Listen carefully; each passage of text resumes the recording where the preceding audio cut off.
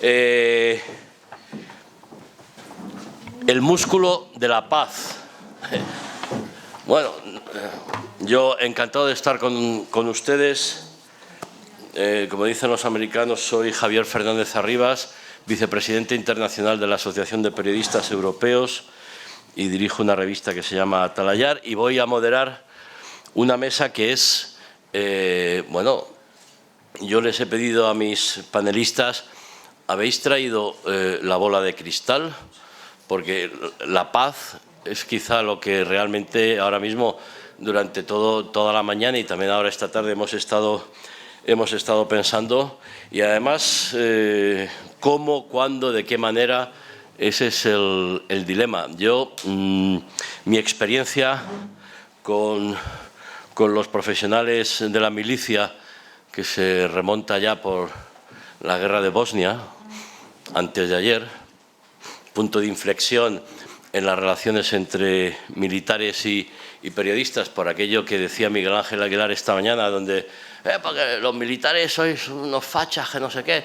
y los periodistas sois unos hijos de puta que no sé cuánto. Bueno, aprendimos a trabajar juntos, nos conocimos, y yo creo que aquello fue un punto de inflexión importante, y yo aprendí muchísimas cosas, pero la fundamental que me enseñaban los militares es: lo importante no es la guerra, sino la paz que quieres después. Entonces, no inicies un conflicto, una intervención o lo que sea, sin saber o sin tener capacidad o sin prever qué paz quieres después, ¿no?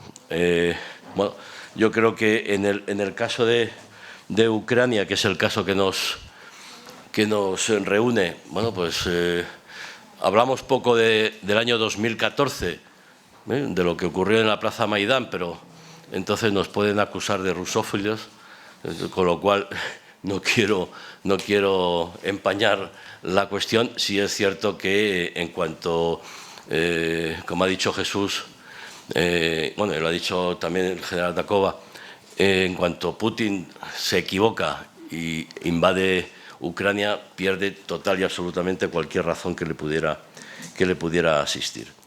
Lo que sí está claro es, y brevemente quiero introducir el tema, porque realmente quien tiene interés para contarnos sus experiencias y sobre todo sus ideas, al mes y medio, 2 meses de la invasión de Ucrania, mi hijo, que tiene ahora 21 años, normalmente vemos los telediarios juntos. Antes, ojo, papá, qué pesado eres, el telediario otra vez. Luego ya, una vez que poco a poco ha crecido, pues me lo agradece, ¿no? Entre otras cosas porque se dio la circunstancia de que en el colegio, un colegio que no voy a mencionar, porque van ilustres personalidades, por cuestión de vecindad, no por otra cosa, se murió Nelson Mandela, y en la clase de mi hijo solo 3 sabían quién era Nelson Mandela. Bueno, a lo que voy. Por supuesto, era mes y medio de la invasión de Ucrania, y en aquellos entonces, bueno, los rusos estaban haciendo todo lo que estaban haciendo. Y entonces mi hijo se volvió y me dijo: papá, no podemos permanecer ni mirar hacia otro lado, permanecer inermes pasando lo que está pasando. Esta gente, ¿qué es lo que le están haciendo? Digo, ya, sí. Digo, ¿y qué podemos hacer? Digo, oye, pues alístate y vete a defender a los ucranianos. Se queda así y dice, coño, para eso están los militares. Digo, bueno, pues vale. Dice, bueno, se queda así. Y entonces yo fui más allá, porque y además para complementar la discusión que hemos tenido en la mesa anterior, digo, ¿y los padres? ¿Estaríamos dispuestos a que nuestros hijos fueran a Ucrania a defender la libertad, la democracia, nuestros principios y valores, que es lo que se está defendiendo en Ucrania? ¿La sociedad española estaría preparada para que en ese ejército europeo que tanto se habla? Yo extiendo un poco la cuestión, no es solo cuestión de dinero, de inversiones, de industria, etcétera, etcétera. En España tenemos músculo para la paz, es decir, podemos tener conciencia suficiente de que nuestros soldados profesionales o nuestros jóvenes que pudieran ser reclutados si hiciera falta perdieran la vida fuera de nuestras fronteras?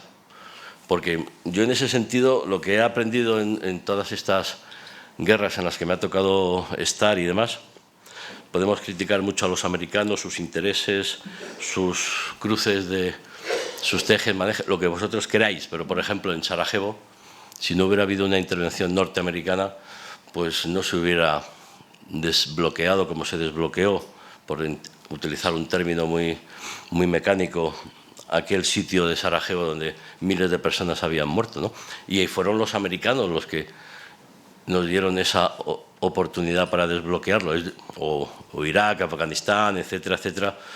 Podíamos analizar si era o no era acertado la intervención allí, si la respuesta al terrorismo tenía que ser militar o policial, o etcétera, etcétera. Pero los americanos y en cierta parte británicos sí tienen una conciencia, una cultura, de intervención y asumen algo muy complicado, que no es solo el gasto militar, no es solo los beneficios de la industria militar o las pérdidas, sino que son las bajas.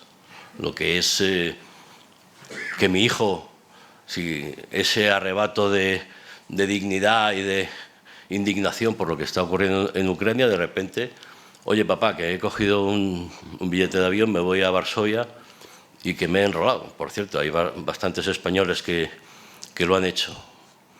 Entonces, ¿estaríamos dispuestos en España a asumir no ya solo el gasto, insisto, sino el coste humano de lo que es? Porque además la preparación profesional de nuestras Fuerzas Armadas, demostrada en múltiples intervenciones internacionales, está más que acreditada para poder combatir. Lo que pasa que en España durante muchísimos años se ha disfrazado la intervención en misiones internacionales como misiones humanitarias, etcétera, etcétera, hasta que ya, bueno, pues los cacharritos estos en Afganistán demostraron que las tropas españolas tenían que combatir porque es que si no combatían les mataban, ¿no?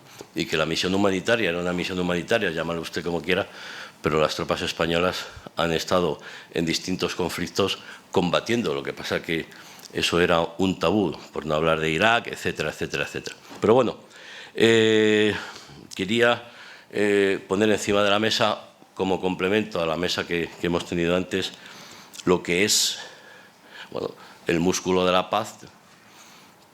Entiendo que debe tener un respaldo social o una conciencia social, que sé que, por ejemplo, en el Instituto Español de Estudios Estratégicos se está trabajando y mucho, también en otros estamentos, pero que se necesita extender, porque si no, la sociedad española, no sé yo si entendería que sus hijos fueran a...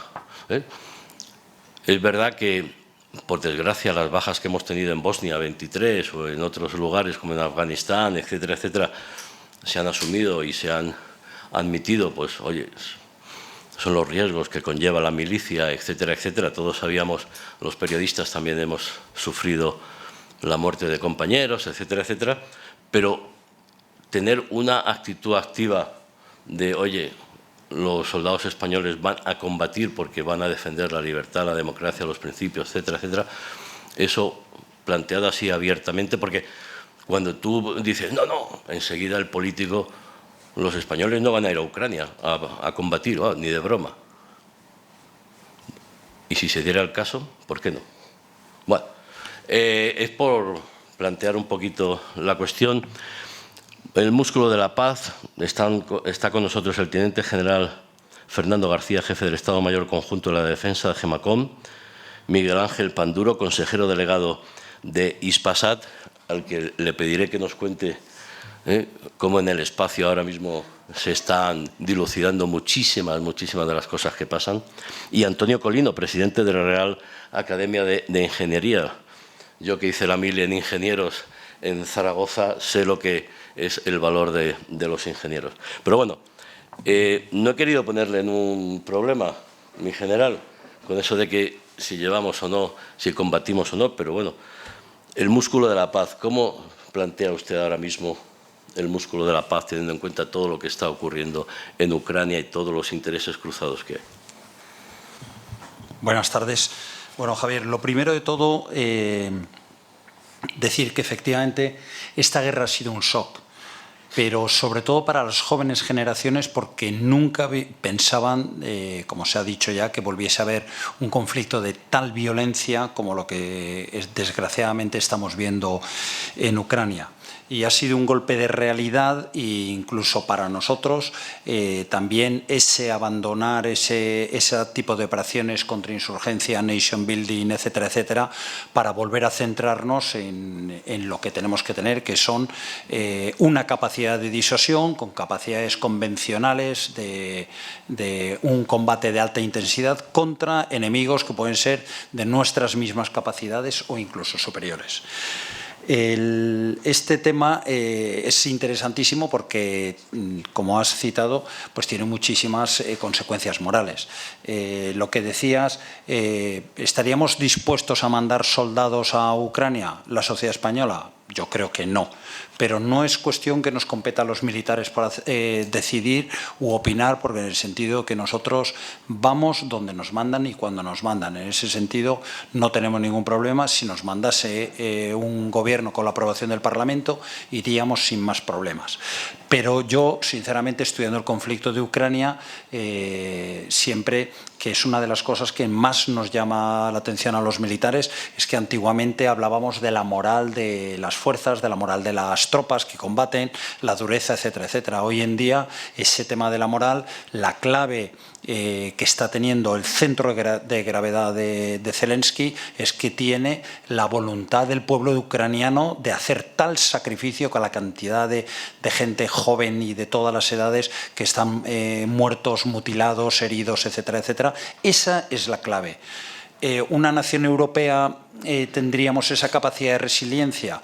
Bueno, si nos atacasen directamente a España, yo hay muchas veces que a pesar de todas las encuestas que no defenderíamos España, eso, yo estoy convencido de que sí, pero hay que vivirlo en carne propia y te tienen que atacar a ti. Quiere decir que, como antes se ha dicho, hablando de Europa, Ucrania, a nosotros, a pesar de todo el esfuerzo tremendo que estamos haciendo y que vamos a incrementar en la frontera este de Europa, a nosotros nos pilla muy lejos y nosotros, de hecho, somos europeos, pero nuestro patio trasero, como se ha dicho antes aquí, pues es el Magreb y el Sahel, que es nuestra preocupación directa.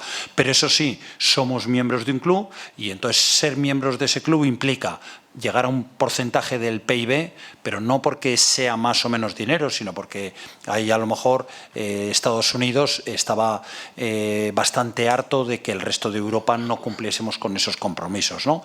Y entonces... Y otra de las consecuencias que tiene pues es el decir, bueno, pues estoy poniendo fuerzas en la frontera este. La razón de ser de los ejércitos es tener tal capacidad de combate que disuada a un posible adversario y que ese adversario, si nos va a hacer algo, diga, este señor que tengo enfrente tiene tales capacidades que me va a costar más que el beneficio que puedo sacar. Esa es la única y la verdadera razón de la disuasión.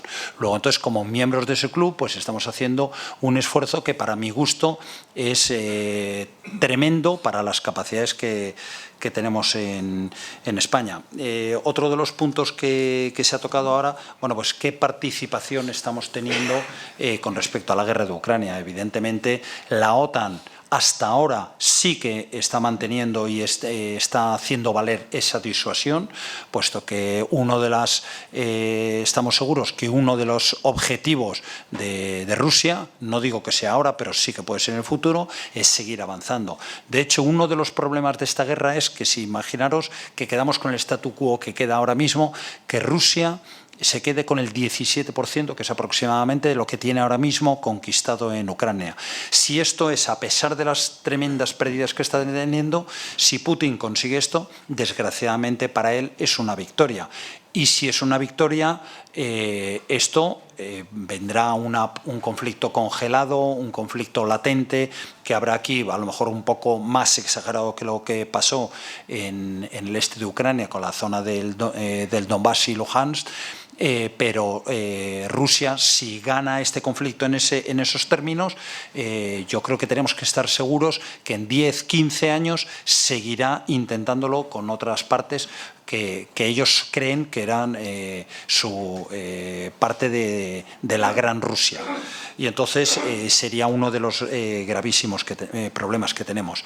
Ahora mismo España, ¿qué es lo que estamos haciendo? Pues participando en esta guerra, ayudando. Uno, la contribución a esa disuasión del territorio de OTAN. Dos, proporcionando material a Ucrania dentro de nuestras capacidades. Y tres, pues formando, ya llevamos formados 1.300 soldados ucranianos aquí en España, y directamente, según regresan vía Polonia, pues entran ya a combatir contra los rusos. Y entonces, en este sentido, pues creo que estamos haciendo bastante de acuerdo con nuestras capacidades.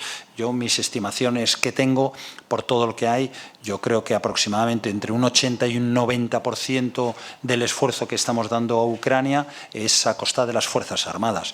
Y Fuerzas Armadas, desgraciadamente, desde 2008, pues venimos sufriendo unas faltas de inversiones, unas faltas de capacidades de mantener nuestras capacidades, etcétera, etcétera, que partimos de un nivel muy bajo. Tenemos unos niveles de munición de guerra muy ajustados. Quiere decir que nuestra capacidad de donar material o donar municiones, etcétera, etcétera, es limitada. ¿Por qué? Porque ya si continuásemos dando más capacidades, ya sería a costa de las capacidades que tenemos hoy en día en uso en las Fuerzas Armadas.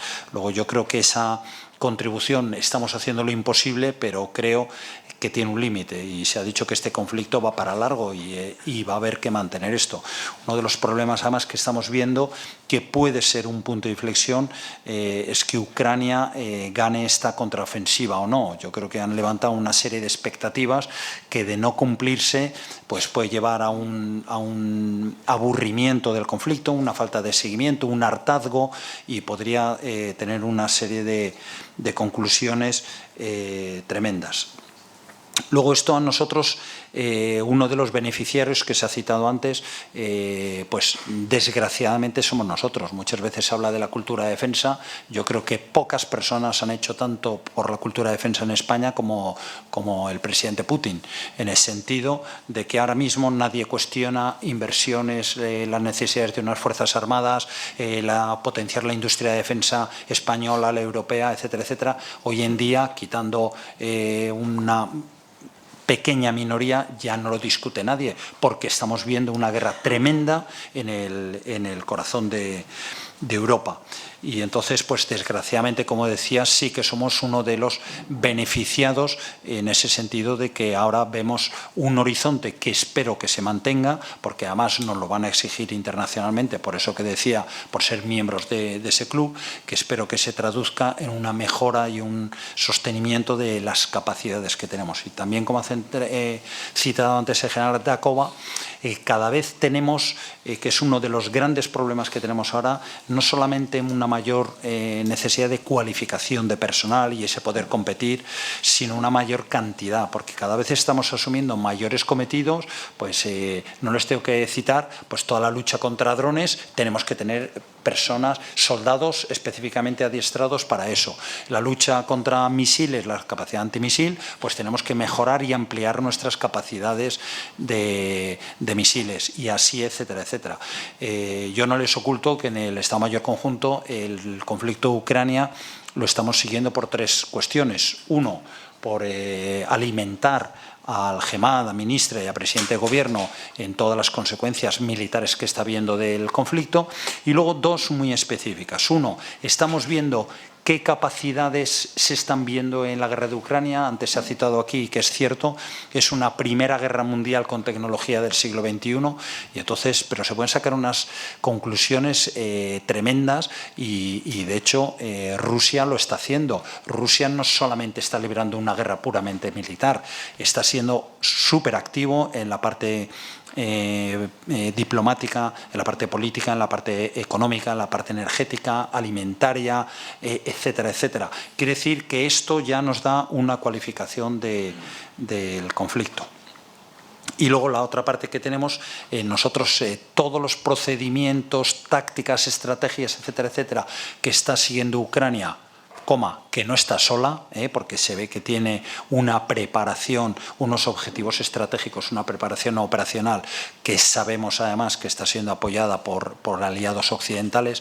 Pues estamos revisando toda nuestra estrategia militar que deriva del concepto de empleo de Fuerzas Armadas, todos nuestros planes operativos, todas nuestras tácticas, técnicas y procedimientos, doctrina, etcétera, etcétera, porque estamos viendo que aparte de la voluntad de vencer, aparte de la capacidad de los materiales, toda esta parte, digamos, de empleo de los materiales, de doctrina, de estrategias, etcétera, etcétera, están siendo fundamentales.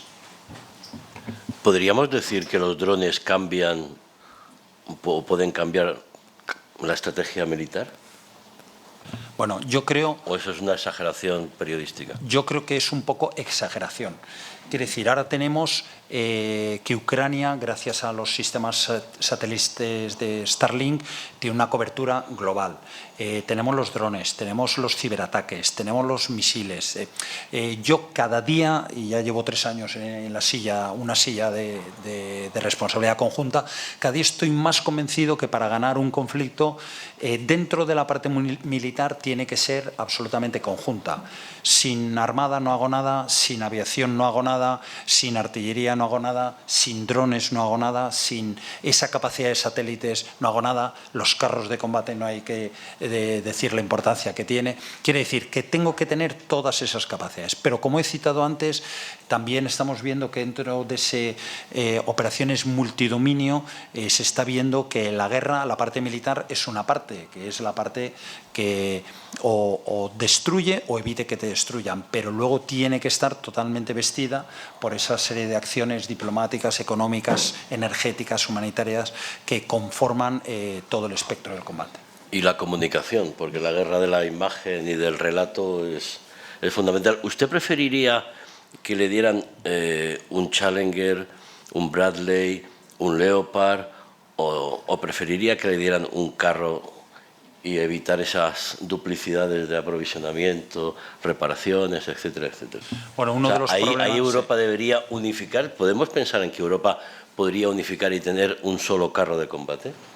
Bueno, uno de dos son, has mezclado inteligentemente dos temas. Ya.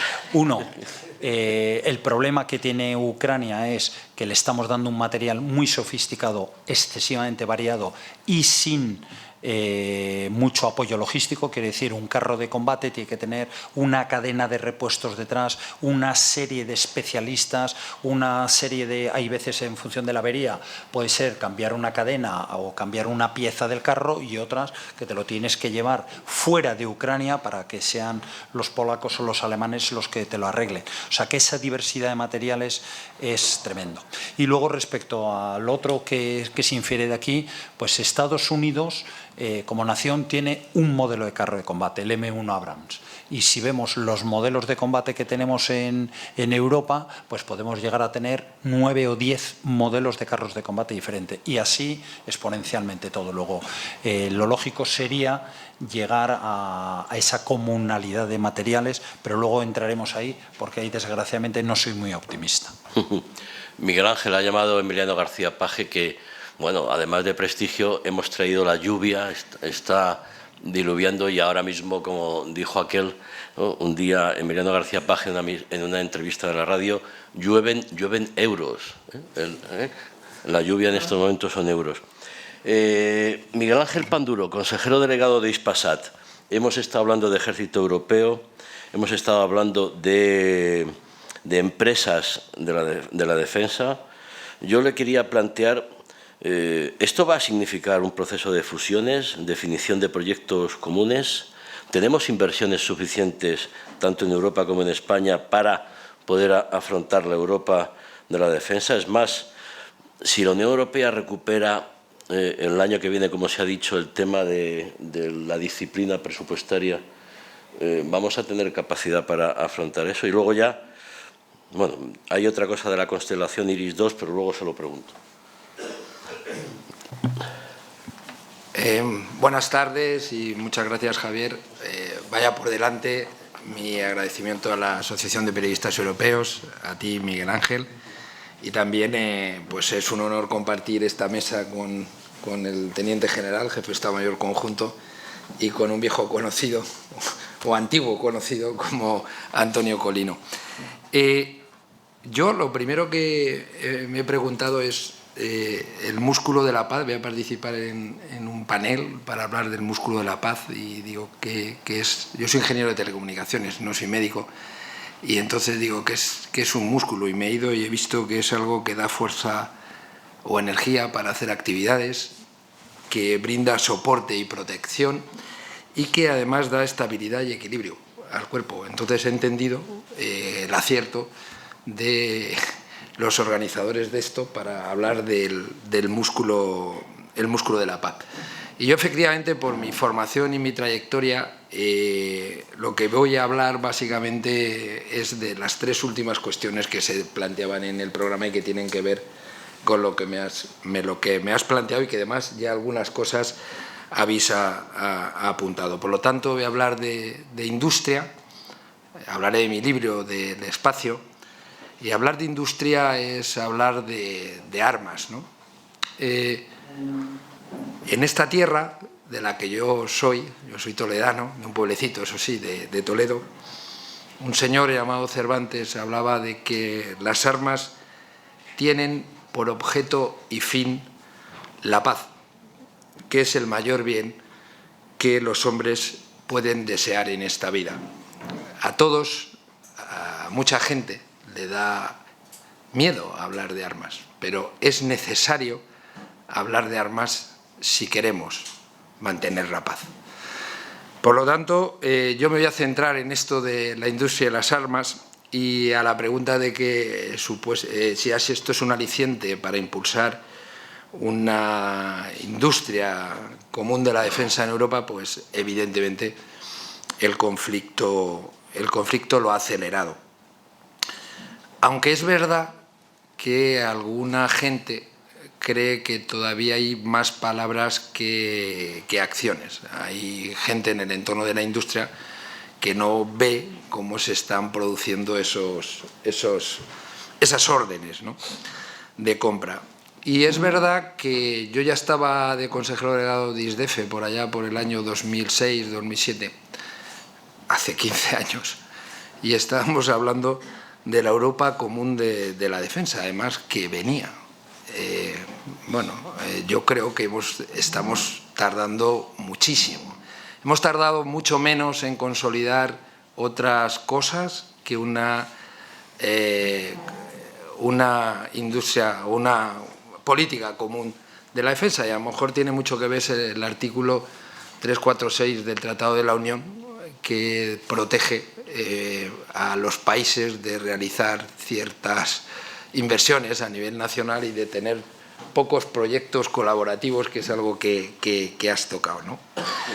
Es obvio, ¿no?, que la invasión de Rusia de Ucrania ha alterado dramáticamente la situación geopolítica, y que hemos establecido estas conversaciones. Ya en marzo de 2022, en una reunión de los miembros del Consejo Europeo, acordaron reforzar las capacidades europeas, incrementar los presupuestos de defensa, intentando cerrar el déficit de capacidades que teníamos y, por lo tanto, reforzar esa base industrial. La Comisión, 2 meses después, identificó los gaps y, se está lanzando una iniciativa que es la EDIRPA, que a mi juicio puede ser un buen instrumento. Es verdad que está poco dotada, hasta ahora son 500 millones, pero puede ser un paso en la dirección adecuada para intentar aumentar los programas colaborativos. Se hablaba de que, no fue en la Cumbre de Gales, ¿no?, 2013-2014, todos los 21 países miembros de la Unión, que son de OTAN, más ahora Suecia, etcétera, y Finlandia lo están pidiendo, acordaron incrementar a un 2% las inversiones, los presupuestos en el ámbito de la defensa, 2% de su PIB. Y además, los 21 Estados miembros decidimos participar de una política común denominada PESCO, que llamaba a aumentar los presupuestos e incluso marcaban un KPI del 35% en programas de colaboración, porque Europa adolece de un problema grave por dos motivos. Uno es, se ha citado, de la baja inversión. Un dato: en los últimos 10 años Rusia incrementó un 300% su presupuesto en defensa. China un 600%. ¿Saben ustedes cuánto hemos incrementado el común de los países de la Unión Europea en esos 10 años? Un 20%. ¿Saben, si lo traducimos, haber cumplido un compromiso de subir los presupuestos de defensa a un 2%, de cuánto dinero estaríamos hablando? Pues de 1,1 trillones de euros. O sea, decididamente no hemos cumplido el compromiso, pero no solo no lo hemos cumplido, sino que estamos muy lejos. Y luego, en segundo lugar, pues efectivamente, adolecemos de una fragmentación de capacidades. Se hablaba aquí de los carros, pero bueno, podríamos extenderlo a fragatas, podríamos extenderlo a submarinos, podríamos extenderlo incluso a algo que debería tener mucho más sentido, como puede ser un caza. Bueno, veremos en el futuro, pues no tenemos ni siquiera un caza único europeo. Entonces, adolecemos de una clara fragmentación. Como decía, nos apuntamos todos los países a una política de tener un 35% de programas conjuntos. En el año 2020 eso era el 11%, mejoramos en el año 2022, quizá por esto de la guerra, y hemos llegado al 18%, pero sigue estando muy lejos del 35% de esos programas colaborativos que nos habíamos planteado, ¿no? Por lo tanto, en resumen, parece entenderse la necesidad de cooperar y evitar la fragmentación, pero la realidad dista mucho de aplicarse. Y yo, también refiriéndome al tema de la baja inversión, quiero hacer también un llamamiento claro a que se entienda bien, y es que la industria europea, o española, pero por ende la europea, es un pilar básico de nuestra defensa, tan importante como otros pilares básicos. No solo vale con tener hombres, también muy importante es tener una industria de defensa que sea capaz de darnos autonomía estratégica. Y esto me trae también otro de los problemas que creo que se pueden plantear, ¿no? Y con respecto a la autonomía estratégica y las prisas. Evidentemente la guerra invita a aquellos que no hemos hecho los deberes a tiempo, nos veamos obligados ahora a invertir y rápido. Y lo más cómodo será invertir y rápido, y yo me pongo en la posición de aquellos que tienen que tener esa responsabilidad, y acudir a otros mercados a comprar ese material. Es entendible, es razonable, pero creo que si queremos tener una estrategia europea, global, es muy importante que eso los limitemos. Y ahí viene una anécdota que tiene que ver con algo que ya ha comentado el general antes, y con el espacio. Miren, cuando se ha desplegado este famoso, al inicio, los primeros meses de la crisis, de la guerra en Ucrania, está claro el tema de Starlink. Aparecieron aquellas fotos con los camiones, 2.000 terminales, luego 4.000 o hasta 4.000.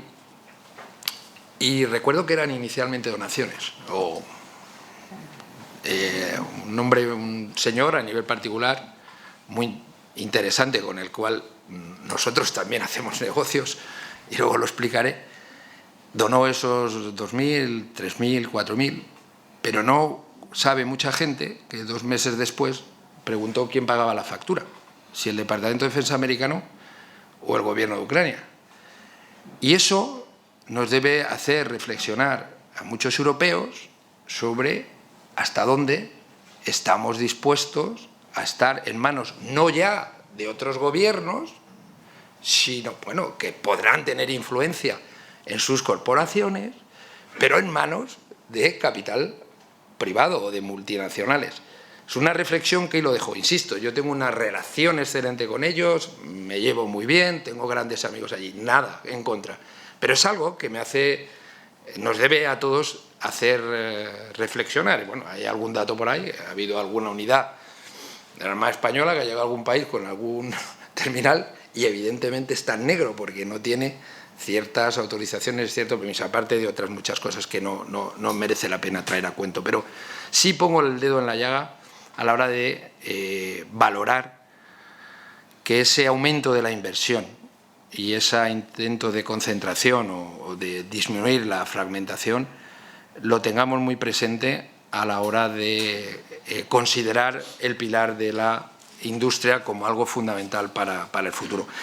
Y ahora, bueno, también decía que iba a hablar de que a veces hay gente que piensa que hay más palabras que acciones. Entre otras cosas porque, desgraciadamente, una guerra siempre parece una noticia positiva para lo que es la industria de la defensa. De hecho, pues si miramos aquellas que cotizan en bolsa, tanto en el gobierno, tanto en Estados Unidos como en Europa, pues se han disparado en los últimos años, en los últimos meses.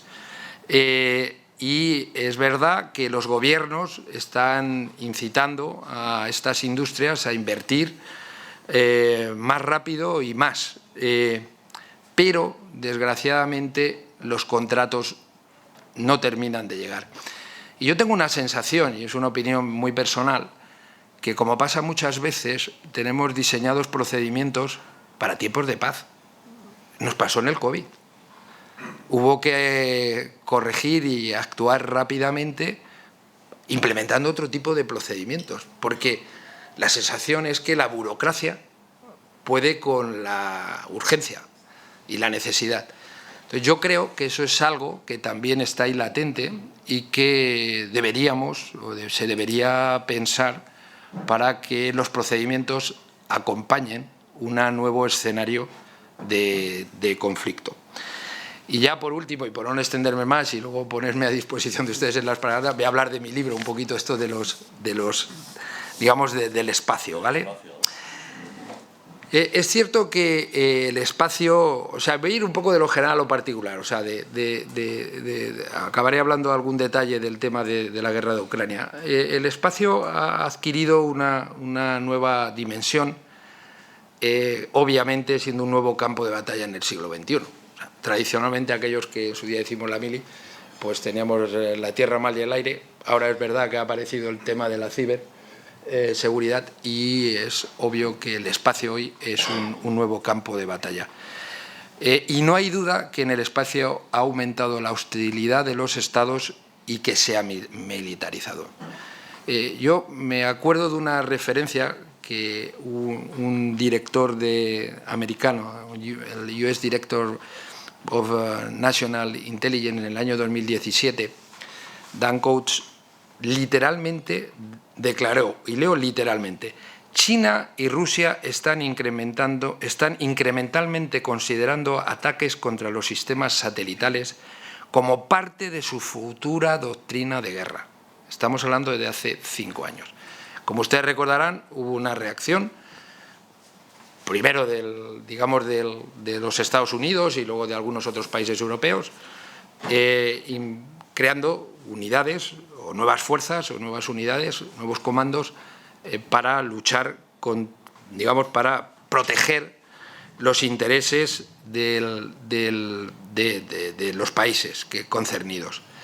Pero además entiendan que el espacio hoy, yo no sé, ahí está el almirante Bolívar, que sabe mucho de esto, de historia.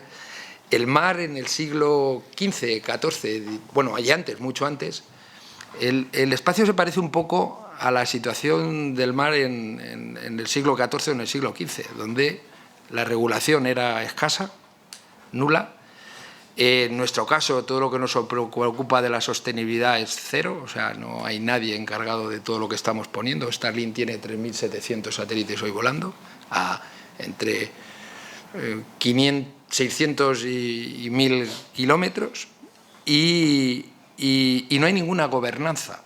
Por lo tanto, es mucho más complejo, es un ámbito mucho más complejo y más en un momento en el cual esto se ha militarizado. Otro aspecto muy importante, relacionado también con el comentario, es que la línea entre el ámbito civil y el militar se ha diluido, se está diluyendo. Digamos que la defensa ha adquirido un protagonismo importante para corporaciones privadas. No es nuevo. Mire, le voy a dar una noticia, se sorprenderán. Nosotros hemos lanzado un satélite el 6 de febrero y llevamos una carga útil para el Departamento de Defensa americano, en un satélite absolutamente civil. Simplemente es una anécdota para valorar cuál es cómo esto, o cómo una compañía privada como Starlink hoy está, y otras, están dando este tipo de servicios. Yo defiendo un modelo que tiene mucho que ver con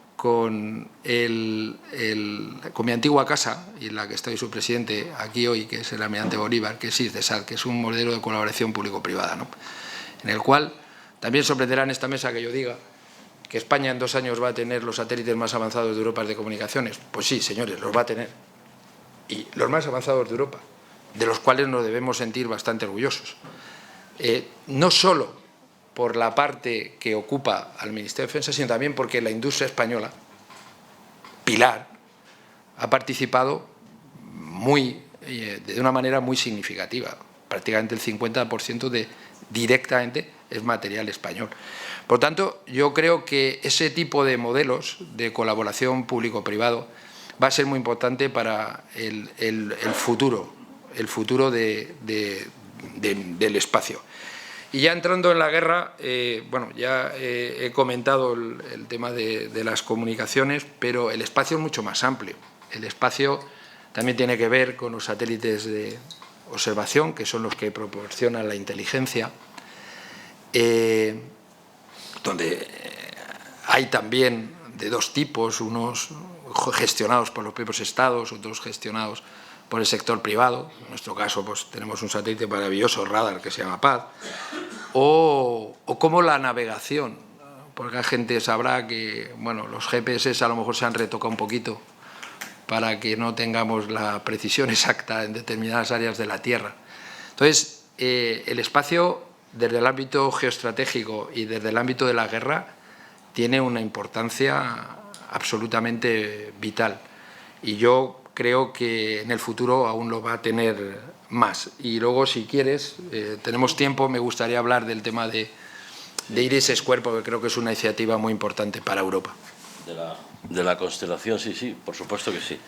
El espacio, una nueva área Yo en algún momento, hace un par de años, hablábamos del Ártico. A lo mejor en algún momento de este seminario alguien puede contarnos cómo el Ártico, el general Dacova me mira, es una de las razones de muchas de las cosas que están ocurriendo en estos momentos. Pero bueno, Antonio Colino, presidente de la Real Academia de Ingenieros, además ha traído una presentación magnífica. Yo le pido que por favor en 10-15 minutos nos la me cortas explique. Cuando me pase. Muchas Adelante. gracias a los organizadores por haberme invitado a este interesantísimo seminario. Ser el último de la última mesa del día tiene sus ventajas y sus inconvenientes. Voy a intentar ir adaptándome a lo que tengo puesto, a lo que se ha ido diciendo, porque ha habido muchos temas que me han citado. Tengo que hablar de ellos, aunque no lo tenía previsto. Entonces, primero, el nervio de la guerra y el músculo de la paz. Lo que tenemos que hacer es que esta guerra, el nervio, inerve el músculo de la paz, porque un músculo no puede hacer nada. Un músculo no sirve para nada si no está inervado. Con lo cual tenemos que hacer que el nervio de la guerra, toda la potencia, toda la capacidad que hemos metido en la guerra, empiece a mover el músculo de la paz. Luego, hay dos cosas, sí, ya, dos fundamentales que hay que suministrar, que las Fuerzas Armadas, la sociedad tiene que suministrar a los ciudadanos. Dos, son agua y energía. Si no hay agua y no hay energía, no valen los hospitales, ni las universidades, ni los colegios, ni los ejércitos. No vale nada. El agua condiciona el establecimiento de las ciudades, el establecimiento de las industrias, la despoblación rural que tenemos en España. Todo es agua. Las próximas guerras van a ser por agua. Es más fundamental que el carbón, petróleo, el gas, las renovables o la nuclear. En España tenemos algunas pequeñas discusiones con los trasvases, pero llevar agua del Ebro a través de Castellón, Valencia, Alicante a Murcia, vemos que es imposible. Llevar agua del Tajo, ese de ahí, a Murcia, y está hecho el trasvase. Es imposible. ¿Supone alguien lo que puede pasar si se queda en una ciudad sin agua? Dos días. No hay ejército que lo pare eso. Es el agua. El agua, que hay muchísima agua en el mundo, 1.385.948 kilómetros cúbicos, pero solamente un 3% es agua dulce. Solo el 3%. De ese 3% de agua dulce, el 79% está en los casquetes polares, que has mencionado tú ahora. El 20% son aguas subterráneas y solo un 1% es agua superficial. El 1% del 3%, que empieza a ser 0,03%. Pero ese 1% de agua superficial, el 52% está en los lagos, el 35% está en el suelo, forma parte del suelo. 8% está en la atmósfera, que acaba de caer un rato, ahora acaba de caer, ¿habéis visto? Acaba de caer lluvia, por fin. Un 1% está en nuestros cuerpos, los cuerpos de los animales, y solo otro 1% está en los ríos. O sea, que al final, para una cosa que es completamente necesaria, vital, que nadie de nosotros puede aguantar una semana sin beber agua, disponemos del 1%, del 1%, del 3%. Es mucho más importante que petróleo, gas, carbón, renovables. Mucho más. Las próximas guerras son por agua. Y algunas han sido ya, sin saberlo. Además, esta agua tiene una utilización que es que el 70% va para la agricultura. Va para darnos de comer a nosotros y a los animales. El 70%. Un 20% va a la industria y un 10% va al uso doméstico. O sea, que las campañas que se hacen para que ahorremos consumo de agua en las casas, pues están muy bien. Pero aunque no bebiéramos, no nos ducháramos nada más que una vez a la semana, ni laváramos la mano en todo el mes, hoy vamos a ahorrar pues un 5%. Eso, la mitad del 10%, que es un 5%. O sea, nada. Si queremos resolver el problema del agua, hay que resolverlo en la industria y en la agricultura y en la ganadería. Bueno, ese es el tema de agua. Y ahora pasamos a energía. Todo es energía. Cualquier ejército, la armada, la tierra, el aire, si no tenéis energía, vuestros carros se paran, vuestros 8x8 y vuestras fragatas y los helicópteros. Y los móviles. Ahí llego luego, y los móviles. Se paran también los hospitales. Todos los aparatos de los hospitales se pararían también. Todos hemos ido a hablar de cambio climático.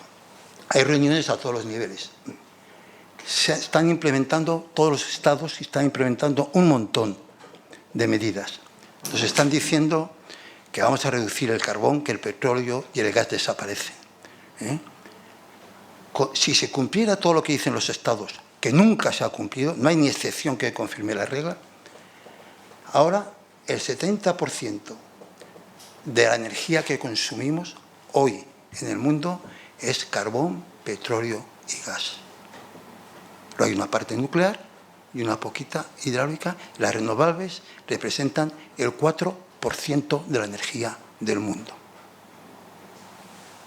La solución no puede ser las renovables, que es un 4%. alguien tendrá que ocuparse del otro 96%.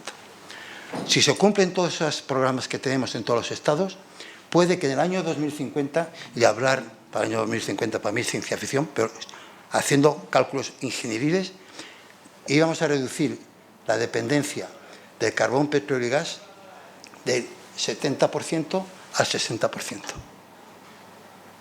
Casi nada. Pero eso, todo lo que representa en el mundo la dependencia, carbón, petróleo y gas, que habrá que ver de quién son. Que lo de Ucrania es un juego de niños.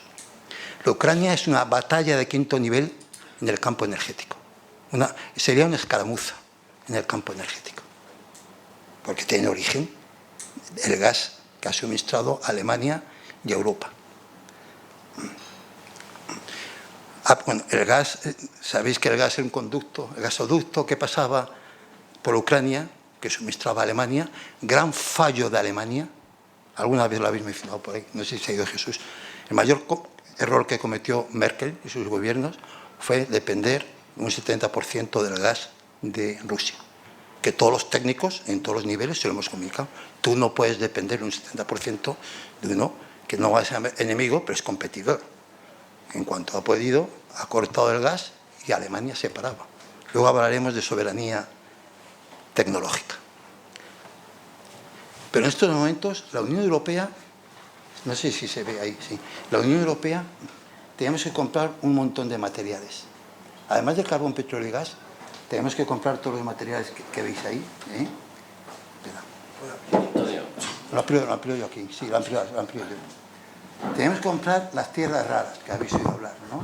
Las ligeras y las pesadas. ¿No? Tenemos que comprar magnesio, niobio, germanio, boratos, escandio, estroncio, cobalto, metales del grupo del platino, grafito, iridio, no sigo. Aquí, en este móvil, hay 60 materiales raros. 60. En los vuestros también, no es que el mío sea especial. En los vuestros también. 60 materiales raros. Voy a decir de dónde vienen estos materiales. Todos estos materiales que he dicho, que incluso se da el caso que en España hay alguna mina de ellos y es imposible explotarlo, no muy lejos de aquí, hay minas de estos materiales y no consigue nadie permiso de explotación.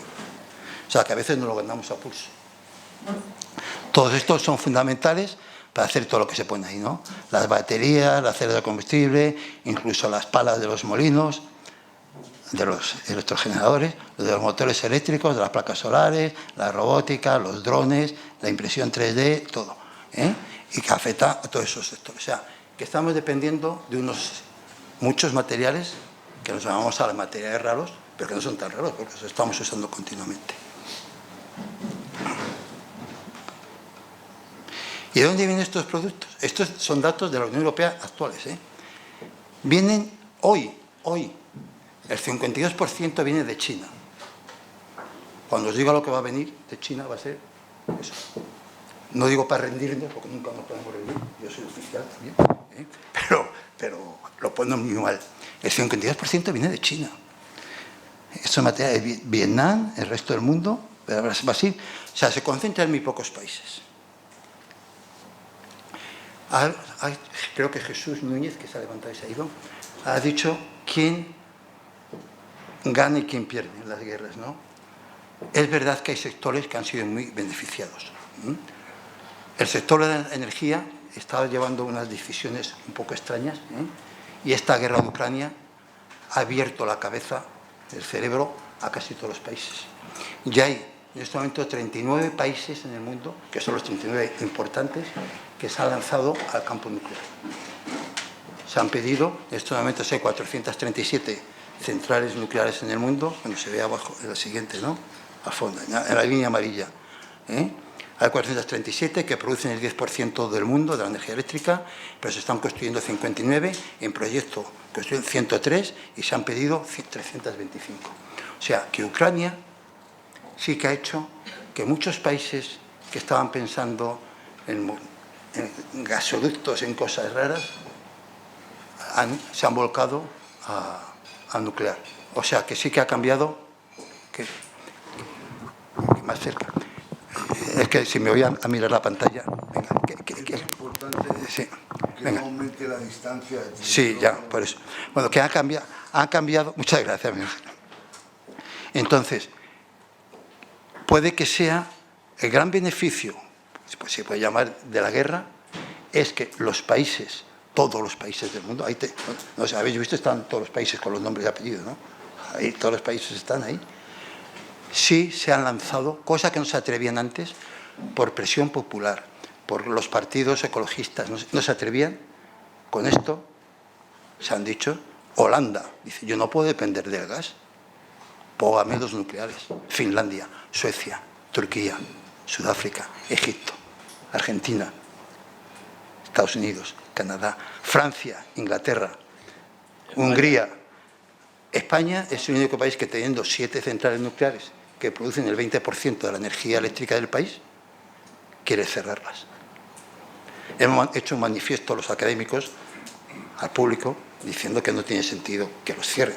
Una cosa es que no quieras hacer más, pero que teniendo 7 las cierres, eso es, bueno, es en contra de los 39 países del mundo. Los 39 países del mundo son todos los que he dicho ahí.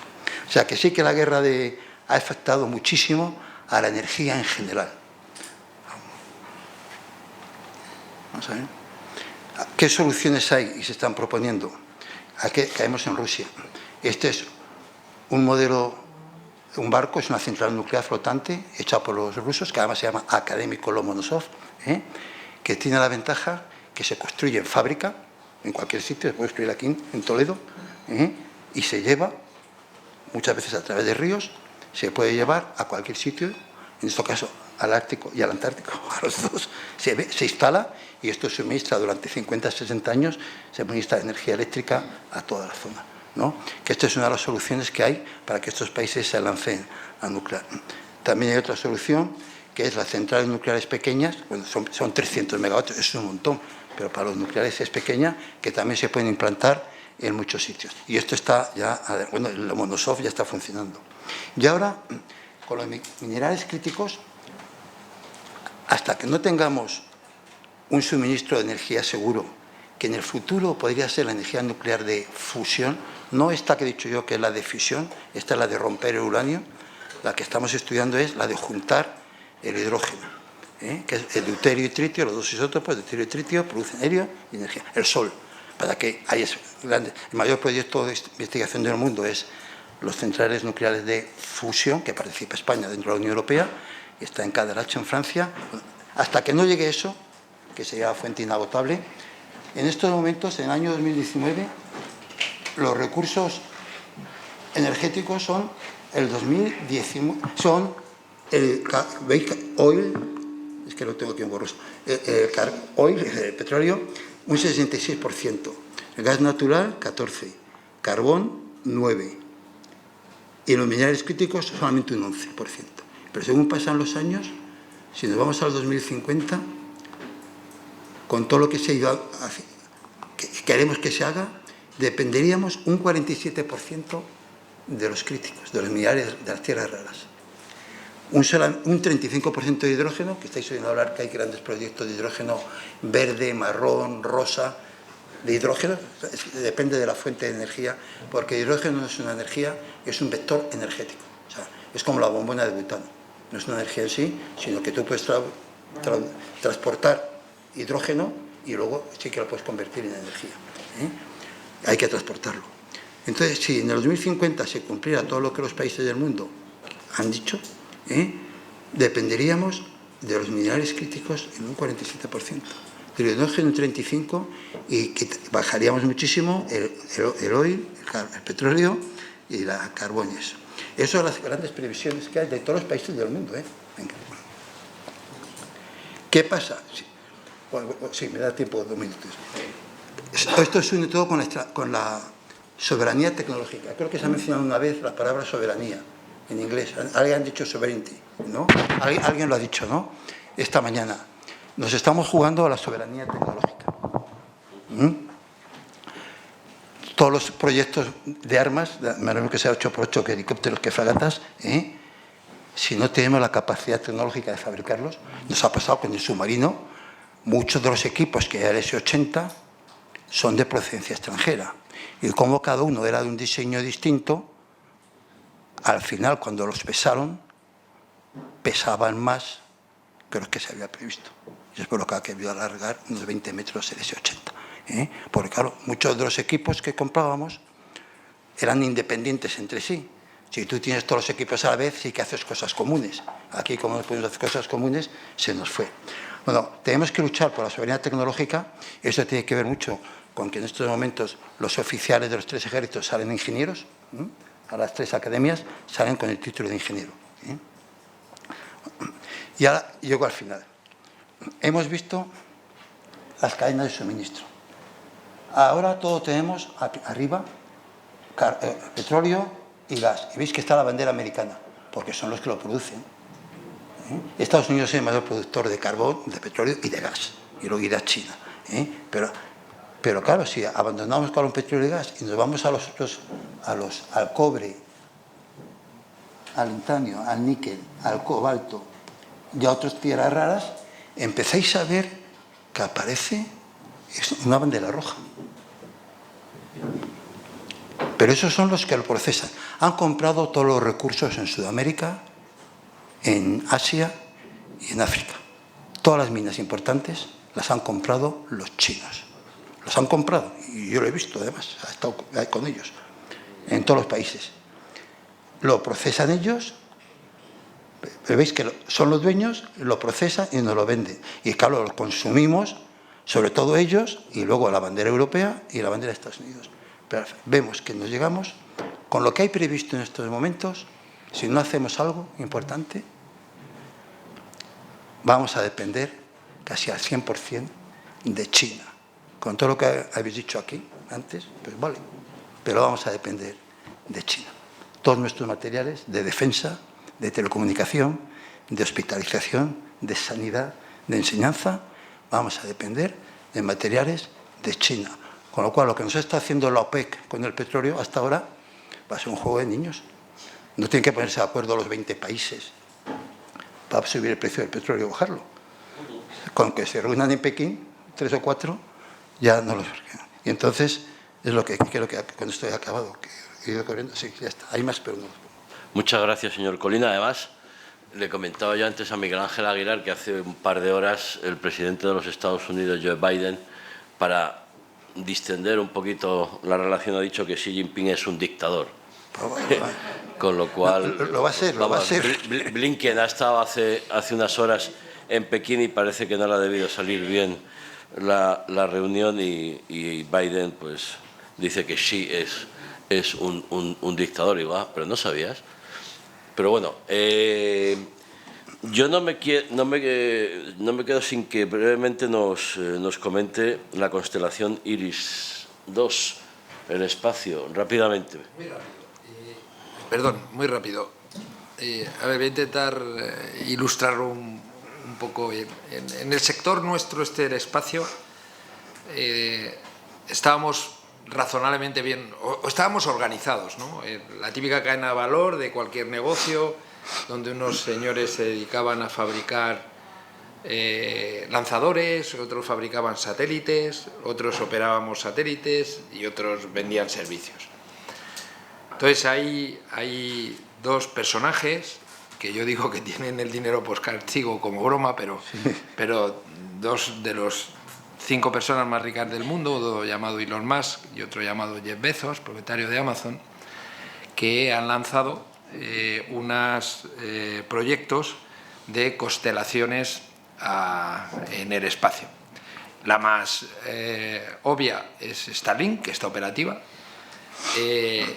con 3.600 satélites, y ahora viene una constelación que se llama Kuiper, con otros un poquito menos satélites que los de Starlink, pero quizá con un mayor desarrollo tecnológico en la parte del segmento terreno en los próximos años.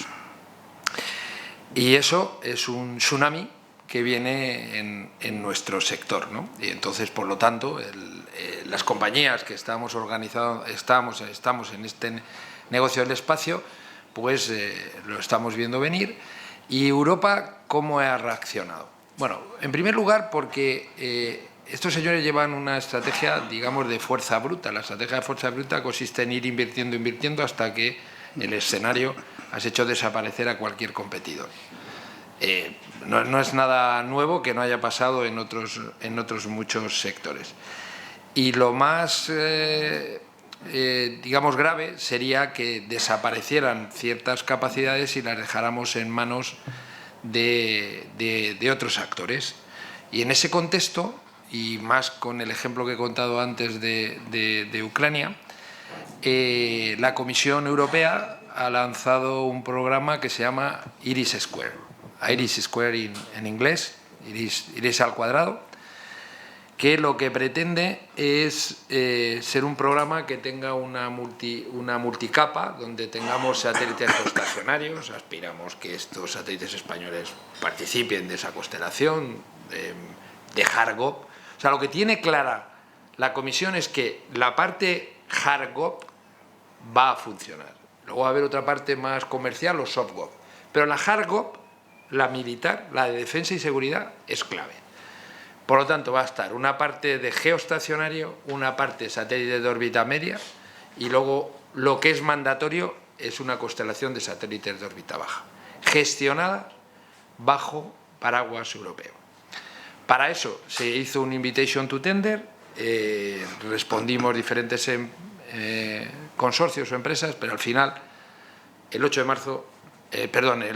7 de agosto, un consorcio con los dos principales fabricantes de satélites europeos, Airbus y Thales, y los tres principales operadores europeos, nosotros somos el pequeñito, que son SES, Eutelsat y Hispasat, tenemos que hacer una oferta. Además, nosotros vamos rodeados de un core team, donde, por ejemplo, en España está, como no, Isdesat.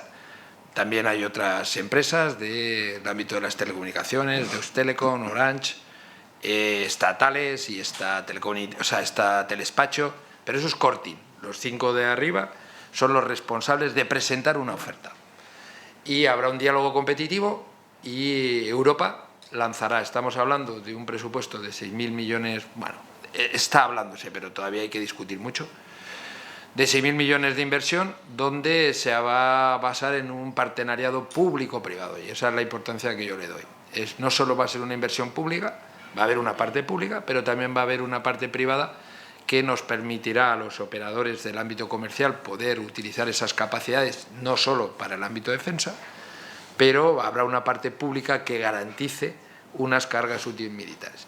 Y esto es algo que se está cociendo, que será complementario a los satélites que ya tenemos en la órbita geoestacionaria, que forman el hardcore, pero que yo creo que es una respuesta a esta iniciativa que garantice la soberanía tecnológica de Europa en ese aspecto y la autonomía estratégica. Ese es, en resumen, en qué consiste el tema de Iris Square y que yo creo que va a tener mucha importancia en el futuro. Señor Colino, quería apuntar algo. Sí, un tema es que España tiene muchas cosas buenas, pero dos índices peores que teníamos era nuestra inversión en defensa. No he dicho gasto, he dicho inversión, hasta con H. Es en defensa. No puede ser 0,9%, que si se cuentan las pensiones en la OTAN suben a 1,1 y 1,2, y ahora queremos llegar al 2%, esas cosas. Pero hay una relación directa entre lo que un país invierte en defensa y lo que invierte en I+D. O sea, los dos coeficientes malos que teníamos en España era la inversión en defensa, que nos van a obligar a subir al 2, hay muchos países que están en 3,5 o 4, y la inversión en I+D, porque ¿quién mueve la I+D en los países? Por la inmensa mayoría de veces es la defensa. En Estados Unidos, la NASA y el Pentágono, ¿no? Entonces, si en España no hay inversión en defensa, nos sobran los centros de investigación en las universidades, porque los grandes proyectos a los que se pueden acoger los científicos, los laboratorios y los centros de análisis es a grandes proyectos nacionales que suelen ser de defensa. Como no tenemos inversión en defensa, tampoco tenemos inversión en las universidades en I+D. Así de fácil, relación directa. Pero ahí hay una necesidad de comunicación, de pedagogía, de naturalizar algo que durante demasiado tiempo en España ha sido un cierto tabú. Yo todavía recuerdo cómo sistemas de armas, si no me falla la memoria, eran financiados por el Ministerio de Industria y Tecnología, Sí. no por el Ministerio de Defensa, ¿no? O sea, y siguen, ¿no? O sea, las fragatas, las F-100... Sí. Entonces, yo le quería preguntar y por supuesto espero sus preguntas, al Teniente General. ¿El músculo de la paz ahora pasa por controlar el espacio, controlar... necesitamos volver a ser en Occidente un gendarme para poder garantizar la estabilidad y la paz mundial? Y eso pasa también por las cuestiones económicas, pero como Occidente era hace pocos años. Bueno, yo creo que hoy en día, con el cambio que está habiendo, ese paradigma que había que Occidente va a ser, digamos, el garante y el gendarme de la paz y el que va a controlar, yo creo que eso ha desaparecido. China está volviendo a su posición natural, que es ser una superpotencia, que lo fue de hecho hasta el siglo XIX, y hoy en día lo está siendo. Respecto a la otra pregunta del espacio, el espacio, como he citado antes, es uno de los dominios en los que tenemos que combatir y tenemos que dominar, y porque ya se han hecho pruebas de destrucción de satélites, de hacer jamming, de cegarlos, etcétera, etcétera, por ambas partes, ¿no? Por la parte occidental y luego por Rusia y también por China. Y entonces va a ser un espacio de batalla, y entonces claro que va a ser absolutamente necesario esta capacidad. Y esa dependencia de China que nos ha explicado el señor Colino, Ucrania está siendo lo que es, pero Taiwán puede ser entonces de verdad un enfrentamiento que pueda saltar por los aires el mundo, ¿o no? Bueno, aquí hay muchos más temas y personas más expertas que yo en estos temas. Hay una teoría que dice que con el ocaso de un imperio, pues muchas veces se produce mediante una guerra. ¿Estamos asistiendo al ocaso del imperio norteamericano ahora mismo? Bueno, pues hay muchas teorías. ¿Que estamos asistiendo al auge de China? Eso sí que es indudable. Y luego, pues, a ver ese equilibrio que tenemos que encontrar y que está ligado a esa necesidad de esa autonomía estratégica, que podemos estar en el bando occidental, podemos estar en el bando europeo, y entonces lo tenemos que valorar. Pero lo que sí que tenemos que ver es que España como nación tenemos, yo creo, que ser muy conscientes y tener claros nuestros objetivos, en el sentido, somos una potencia media, tecnológicamente desarrollada, y tenemos que tratar de ver hasta dónde quiero llegar, pero para esto se ha citado antes con el tema de la energía nuclear. Yo creo que en todos, si como nación tuviésemos una serie de ideas claras, pactos de Estado, que haya una cierta continuidad independientemente de quién gobierne en una serie de cuestiones, yo creo que nos daría esa tranquilidad de un rumbo que se mantiene, oye, pues con diferentes políticas, pero que creo que es algo absolutamente necesario. Creo que necesitamos un rumbo, señor Colino. necesitamos un rumbo. Lo de Taiwán no es la posesión geográfica de la isla. Es que la gran fábrica, por no decir la única, del mundo que hace los chips y los microprocesadores está en Taiwán. Hay otra, también importante, en Corea del Sur, y ahora los americanos, corriendo con la Intel, están intentando hacerlo. Pero los microchips que van en los verdaderos ordenadores solamente los hace Taiwán. Por eso, cuando Taiwán tiene un problema o no hay transporte marítimo, el mundo se para, porque hay microchips. Y alguien ha mencionado aquí que han estado utilizando los microchips que tenemos en las lavadoras, hay que utilizarlos a veces en los ordenadores, porque no hay microchips. Y se han parado las fábricas de coches en España, porque no había microchips de Taiwán. O sea, que lo de China con Taiwán no es solamente los kilómetros cuadrados de la isla, es que la fábrica del mundo está allí. A ver, ¿alguna pregunta? O si no, yo sigo preguntando, porque además tengo una curiosidad, el señor Panduro, si la Agencia Espacial Internacional ahí, americanos y rusos, creo que ahí se llevan bien todavía, o ahí vamos a tener un problema. Primero... Sí, buenas tardes. Juan José Fernández, del Periódico de Cataluña. Antes de formular las preguntas, yo quisiera hacer un pequeño comentario sobre la portada de esta 35 edición del seminario. No sé si en la historia de este seminario se ha aparecido en alguna ocasión el Círculo de Holton en un seminario de seguridad y defensa, Miguel Ángel y Juan, pero a mí me parece no solamente especialmente bonita, es que es especialmente acertada en esta ocasión y con esta mesa. Porque si hablamos del músculo de la paz, y escuchándoles a ustedes, me estaba llegando la idea de la necesidad, cuando llegue el momento de la paz, de una paz musculada. Y no solamente basándose en la cuestión de la disuasión, sino también en los valores de los principios por los que se supone que está luchando Occidente o está empleándose Occidente en esta situación de guerra. Don Antonio, para usted no tengo una pregunta, pero sí un comentario. Usted ha hablado de agua y de energía y me ha recordado que en el invierno el objetivo militar de Rusia era atacar las centrales de energía que daban calor a la población civil y ahora hemos asistido a la destrucción de la presa de Novakayovka en un nuevo crimen de esta guerra. Que está relacionada las dos. Agua y energía, sí. Está refrigerada por el agua de la presa.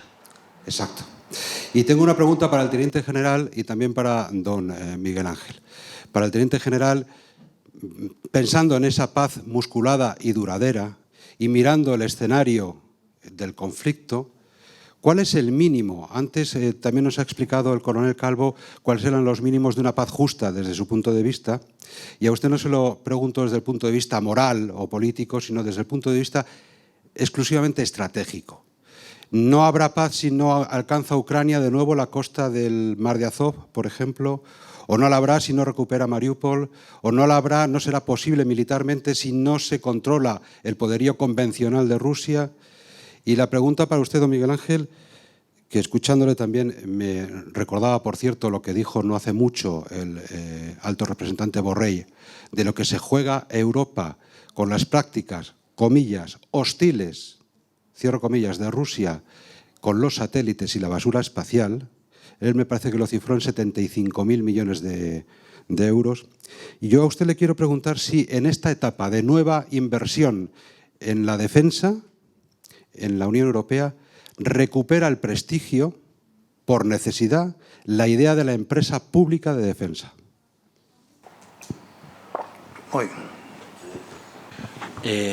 Bueno, contesto, yo creo mínimo estratégico para Rusia, empiezo por ahí, es mantener Crimea y toda la parte que tiene el cinturón con Rusia, puesto que a través del estrecho de Kerch ya se había visto, estrecho de Kerch, el agua del Dnieper, etcétera, etcétera, que estaba cortado, es insostenible Crimea. Y eso, Crimea sí que puede llegar a ser en una línea roja incluso para utilización de armamento nuclear por parte de Rusia.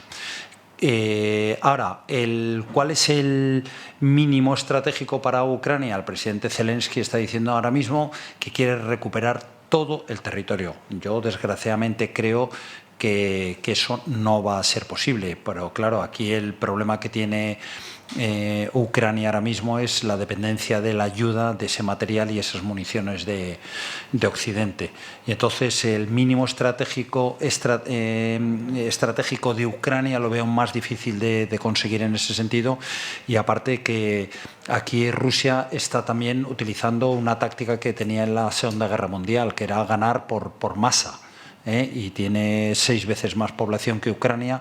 Luego ese tema hoy por hoy está en su favor, y aparte que Rusia está jugando con una guerra a largo plazo, y ahí está el problema del posible hartazgo o aburrimiento europeo. ¿Qué pasará en las siguientes elecciones de noviembre del año que viene en Estados Unidos, etcétera? Gracias. Sí, pues muchas gracias. Antes de responder al tema de la empresa pública de defensa y con el tema de los valores, yo creo que aquí hay que levantarnos a veces ya la careta, ¿no? Creo que hay gente que juega con otra baraja y al final tú tienes que ir buscando un equilibrio. O sea, yo soy un clarísimo defensor de los valores occidentales, faltaría más. Pero a veces, a base de extremar el tema de los valores, los que juegan con otra baraja acaban acabando con los nuestros. Sí. Entonces, perdóname, pero creo que en la vida a veces hay que buscar un equilibrio, ¿no? Entonces yo creo que tenemos que ser muy conscientes. Nosotros tenemos una actividad muy intensa, por ejemplo, en el tema de Latinoamérica, donde nos estamos encontrando particularmente con China en muchos sitios, ¿no? Y te cuentan, ¿no?, los gobiernos, y te vas dando cuenta que la baraja con la cual aparecemos los europeos o incluso los americanos, aunque últimamente estaban menos presentes, no son la misma. Y eso es algo que desde Occidente tenemos que valorar. Y entrando en el tema de la empresa pública de defensa, pues no, yo creo que no está en la agenda crear una empresa pública de defensa, y además el ejemplo claro es cómo se está configurando el programa que he comentado, Iris Square. Miren, sí, en Europa ha habido dos grandes problemas de espacio. Uno, Galileo, que es la alternativa al GPS de esa autonomía estratégica que se habla, y otro es Copérnicus, que es un sistema de satélites de imágenes, ¿vale? Estos hasta ahora han sido programas 100% públicos. Sin embargo, Iris Square se está planteando desde una inversión público-privada, o sea, una parte pública y otra privada. Por lo tanto, la sensación que yo tengo, y es mi propia opinión, es que no se está planteando una empresa pública de defensa como tal. Si te refieres a un 100% de empresa pública en manos de los Estados. Ese no es el caso, me parece. Tenemos aquí otra pregunta. Muchas gracias. Gonzalo Vázquez, de la sección de Asuntos Internacionales del Estado Mayor. Yo le quería preguntar a don Antonio, me va a permitir que me lleve los comentarios que ha hecho usted sobre la cuestión nuclear, de la propulsión nuclear, al terreno de la Armada. Ha hecho usted referencia a los submarinos S-80, que gracias a Dios la primera unidad este año, si Dios quiere, se volverá operativa. En los círculos de la Armada ya se empieza a hablar de la posibilidad de un submarino nuclear S-90. Entonces, yo quería preguntarle su perspectiva sobre esta posibilidad. ¿Cómo lo vería usted teniendo en cuenta la situación nuclear española que ha comentado? Muchas gracias. Primero está la situación nuclear española en general. Y luego, bueno, es que esto es más largo. España sí que tuvimos capacidad. A ver, esto es historia. Nuestra Junta de Energía Nuclear, en la que hubo muchos militares, sobre todo de la Armada, sí que llegamos a tener capacidad de bomba atómica y de submarinos nucleares. Pero cuando llegó el general Eisenhower, le dijo a su amigo, el general Franco, que no se metiera en eso, que eso era muy costoso, que era mejor que hiciera carreteras, escuelas, hospitales, y que se pusiera España bajo el paraguas de Umbrella, sí, el paraguas nuclear americano. Y entonces hubo un momento que todos los técnicos de la Junta, animados por el almirante Carrero Blanco, quisieron seguir con los programas, porque teníamos la capacidad. Éramos la cuarta potencia nuclear del mundo, en los años esos. Y entonces hubo una guerra ahí tremenda. Entonces el ministro López Bravo, que se mandaba a parar, la Marina, bueno, la Armada, porque eran sobre todo de la Armada. En todos los países, debido a los submarinos nucleares y a los portaaviones nucleares, la Armada es la que tiene más nucleares, técnicos nucleares. Entonces se paró, y entonces perdimos la capacidad en la Junta de Energía Nuclear de hacer submarinos nucleares. Y en estos momentos el presupuesto de la Armada no da para un submarino nuclear, porque un submarino nuclear no es un buque. ¿Quién suministra el uranio enriquecido al 30 o al 40% en U-235? ¿Quién lo reprocesa? O sea, no es tan fácil tener un submarino nuclear, ¿no? Hay que dar el combustible. Entonces, claro, un submarino nuclear es otro presupuesto. ¿Más preguntas? A ver. Sí, soy Eugenia Hernández y dirijo una unidad de análisis de inteligencia en la Politécnica de Madrid. Además, soy compañera de don Antonio en varias asociaciones. Era un simple apunte. Me ha dado la sensación con esta respuesta que lo que planteaba es que los americanos nos cortaron, digamos, el proyecto Islero, cuando realmente fueron ellos los que generaron la primera, la primera central en Zorita. O sea, ellos nos dieron la capacidad, considerándonos país amigo para poder hacer el desarrollo, digamos, nuclear, y después no desarrollamos las armas tácticas por diferentes cuestiones. Pero el programa en realidad se frena a partir de los años 80, no tanto previamente. Hombre, se frena, nos construyen la base de Rota, la base de Morón, la base de Torrejón, la base de Zaragoza. Las 4 primeras autopistas españolas son las que unen las bases con la ciudad. La primera autopista de Madrid fue Madrid-Torrejón. La primera de Sevilla fue Sevilla-Puerto-Rota, ¿no? Fue todo así. Hubo una ayuda tremenda americana. A cambio, nosotros dejamos de investigar en el submarino nuclear y en eso. Pero sobre todo es que no podríamos tener dinero. O sea, hacer un submarino nuclear no es un S-80. El coste de un submarino nuclear es 100 veces el S-80. Pero sobre todo es que ¿quién te da el combustible? ¿Quién enriquece el combustible? Bueno, eso lo plantearemos en algún otro momento. En otro, sí, pero digo que es una discusión a muy largo plazo. Como bien sabe, teníamos planteado el átomo y agua, 2 vectores de la seguridad nacional, o sea, sí, que es una de las opciones que también se tienen. Japón está desarrollando ese planteamiento de desarrollo de capacidades, y nuestros vecinos más cercanos están planteándose también desarrollar en principio centrales nucleares con tecnología rusa, con lo cual sería también una opción. Yo ahí me quedo con algo que ha dicho usted, lo del trasvase del Ebro, algo que estaba perfectamente planificado pero que se desechó. Quizá ahora vemos la necesidad de que ese plan hidrológico nacional es una de las cuestiones más importantes que necesita España. Se embalsó el Ebro con grandes presas, Mequinenza y Ribarroja. Se hicieron 12 presas en la hoguera Pallares, en la hoguera Ribagorzana. Estaba todo preparado. Se hicieron las centrales nucleares de Ascuna, Asco 2, Vandellós 1 y Vandellós 2, para que por las noches, cuando sobra energía, se bombeara el agua hasta llegar a Murcia. En este Tajo se construyeron las centrales nucleares de Trillo y de Zorita para bombear el agua de Entrepeñas y Buendía a Murcia. O sea, que todos estos planes llevan más de 100 años. Estos planes los hizo un ingeniero de caminos, Manolo Lorenzo Mata, que hace 100 años, en tiempos de Alfonso XIII, que los impulsó el general Primo de Rivera, que vino luego la República, luego vino la guerra, luego vino Franco, luego vino eso, y todavía no hemos acabado el plan, pero el plan se empezó hace más de 100 años, que es por lo que las centrales nucleares están donde están, los ríos están donde están, y se bombeaba agua por las noches ahí. O sea, todo eso lleva más de 100 años, y ahora se quiere parar, pero no sabemos por qué. Bueno, alguna idea tenemos. Sí, alguna idea tenemos. Miguel Ángel Aguilar al fondo, pero todo el agua que va al Mediterráneo por Tortosa, que bien vendría a todo el litoral. Pero bueno, en una noche son otras cuestiones. Bueno, brevísimamente, el panel se llamaba El músculo de la paz, y la pequeña introducción, ¿qué consecuencias está teniendo la guerra de Ucrania, y qué capacidad tiene Europa de anteponer sus principios en defensa de la libertad a esas otras consecuencias negativas que tienen los países, aunque no estén en la primera línea de combate? La retaguardia también padece.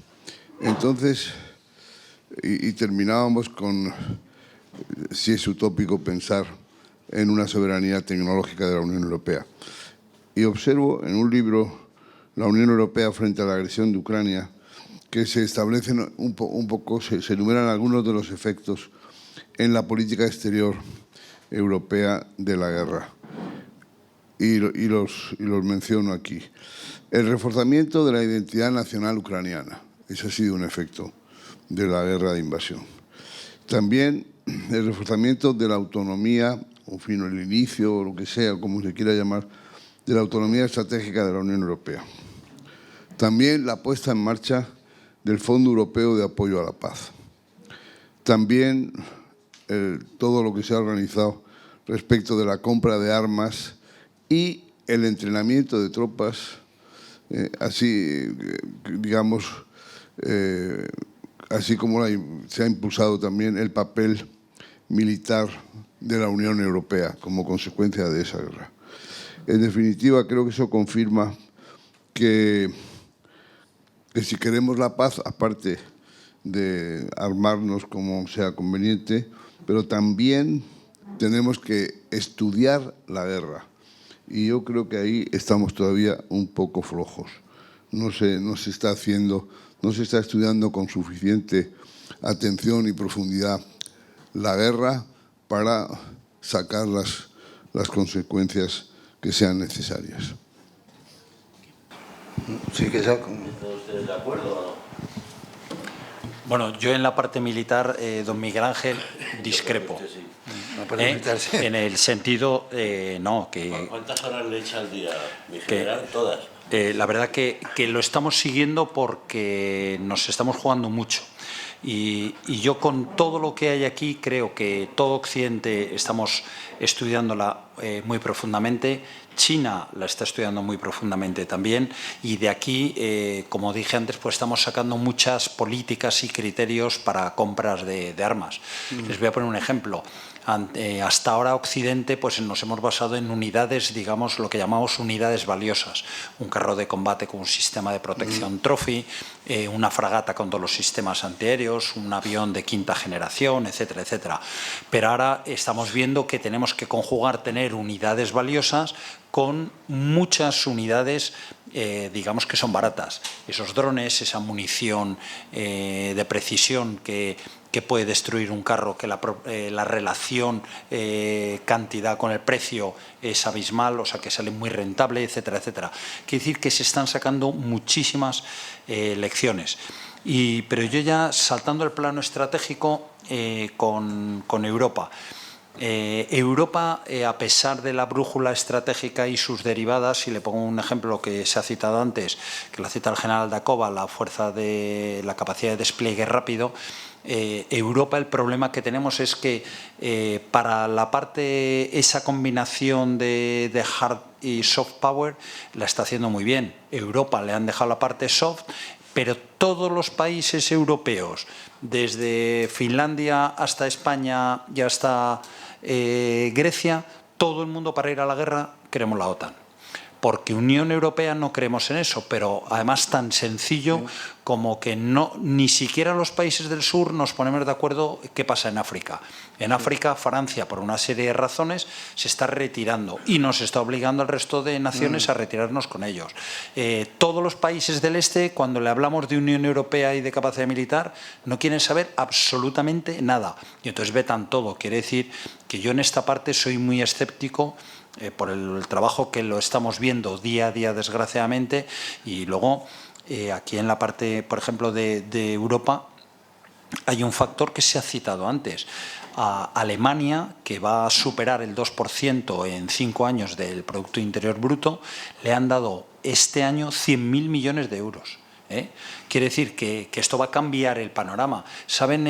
Está calculado que en 2050, si sigue esta progresión, ¿cuál va a ser el tercer ejército más potente del mundo? Japón, por la inversión que hay. Quiere decir que todos estos cambios van a traer tensiones, etcétera, etcétera, pero volviendo a la parte europea, yo veo una falta de voluntad de desarrollar esa parte militar, porque estamos muy cómodos, decimos, nosotros tenemos nuestro problema principal como Europa, es Rusia, y todos los países del sur estamos mirando al Magreb y Sahel, pero no nos ponemos de acuerdo. Entonces yo soy muy escéptico por lo que estoy viendo día a día en mi mesa, de esa capacidad o de esa voluntad europea de tener esa capacidad militar. Si me permites, y no va mucho con lo mío, pero he oído algún razonamiento interesante. Las guerras, antiguamente, había vencedores y vencidos. Yo creo que en este escenario, vencer para Rusia sería invadir Ucrania, no sé si ya tanto aniquilar a todos los ucranianos como en las antiguas guerras, y para Ucrania sería expulsar a los rusos. Yo creo que ninguno de los dos escenarios hoy son casi posibles. Yo creo, le oía en una intervención a Javier Solana, al cual respeto mucho, hablar del poder de la diplomacia para que un día esta guerra acabe, bajo la cual no haya un gran vencedor ni un gran vencido. Será difícil, que yo creo que con los medios, o sea, con los medios clásicos de guerra, se dé un vencedor y un vencido. Esa es mi impresión. Pero vamos, como puede ser cualquiera de vosotros, no es que sea un experto en esto. No, pero sí que se están tomando medidas a todos los niveles, ¿no?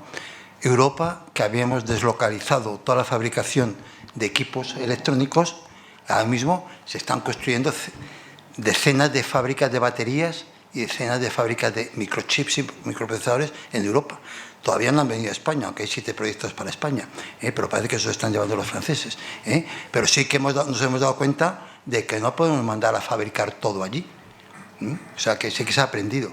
Y se ha aprendido también que no sé si los ejércitos tendrán que ver que no podemos tener 10 diseños de carros de combate, ¿no? ¿Qué hay? Pues 10 diseños, queda series de 20, y eso no sale, no sale. Hay que hacer 3.000 como poco, que es lo que hacen los americanos con su Abrams, ¿no? Entonces sí que estamos aprendiendo. Las empresas eléctricas, ya no digo los estados, las empresas eléctricas, que algunas veces son estatales, otras veces son privadas, sí que se han lanzado, no hago más carbón, no hago más petróleo, no hago más gas, voy a más nucleares. Por cierto, este año va a ser el año de mayor consumo de carbón en la historia del mundo. Eso que se cierran todas las centrales de carbón, este año, 2023, mayor consumo de carbón en la historia del mundo. Y el año pasado, 2022, fue el mayor consumo de petróleo en el mundo. O sea, eso que nos dicen que no se quema carbón, petróleo y gas, pues las cuentas no salen, ¿no? ¿Cómo es eso de que Tesla quiere poner una fábrica en Valencia y de repente, una semana después, el señor Macron invita a cenar al señor Musk para que no la ponga en Valencia y la ponga en Francia? O sea, que esa Unión Europea, esa solidaridad, esa business are business, ¿no? Javier, pero también en el litio que tenemos aquí, a pocos kilómetros, no dejan de explotarlo. Ya, bueno, esas son cuestiones, pues, los ecologistas talibanes que sufrimos ampliamente. Señores, son las 7 menos cuarto, ha dejado de llover, aunque no nos importaría que siguiera lloviendo por el bien de todos. Teniente General Fernando García, Miguel Ángel Panduro, Antonio Colino, muchísimas gracias a los tres y muchísimas gracias a todos ustedes.